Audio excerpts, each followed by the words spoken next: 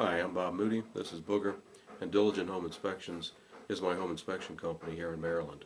Whenever I tell people that I perform home inspections, invariably a question comes up about just exactly what is a home inspection, so I thought I'd take this opportunity on my webpage to give a brief explanation. A home inspection is a written report on the condition of the various different systems in the house and the components in the house. There are 9 different systems in a home, which includes the structure, the exterior, the roofing, the HVAC system, the domestic hot water heating system, plumbing, electrical, interior, and insulation. Each of those different systems has its own function to perform. Each of those different systems has a series of components to help it perform that function. So if I use the roof as an example, the roof consists of its structural framing members, which could be either trusses or rafters. It has sheathing material over top of that which supports whatever the roof covering is, and then it has the roof covering, which could be clay tiles, it could be built-up roofing, it could be three-tabbed shingles, just to name a few.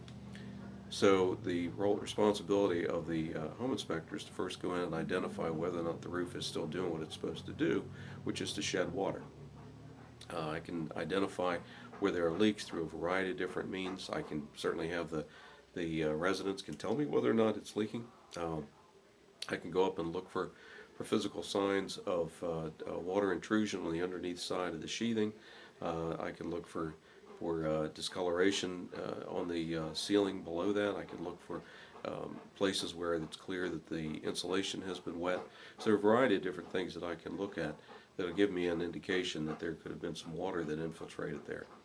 In addition to that, then I'm going to look at the individual components, specifically looking at the roof covering, for example. I'll look at, say, 3-tab shingles, and I'll say, okay, well, the granules that are supposed to be on here to prevent wear are missing. So that's an indication of extreme wear. I can see that there are tabs missing, there are nails protruding, there are some of the tabs themselves may be cupped or cracked. The sheathing material or the shingle material could have become brittle. All those things are an indication that that roof, whether it's leaking or not, has kind of reached the end of its projected service life, typically being about 20 years. So those are things that I'm going to report. I'm going to say, if I find evidence that water is infiltrating, I'm going to say that the roof is showing signs of water infiltration. If I find signs of wear and tear that suggest that it's not going to last for much longer, I say, okay, it looks like the roof has about exceeded its service life. That goes into each one of the different systems that I look at, and I look for evidence in each of those of any kind of a failure, and that all goes into a written report, which then goes back to the client. I can't tell. What I don't include is any predictions as to what the sale price is of the house. I can't tell you what it's going to cost to repair those things which I identify.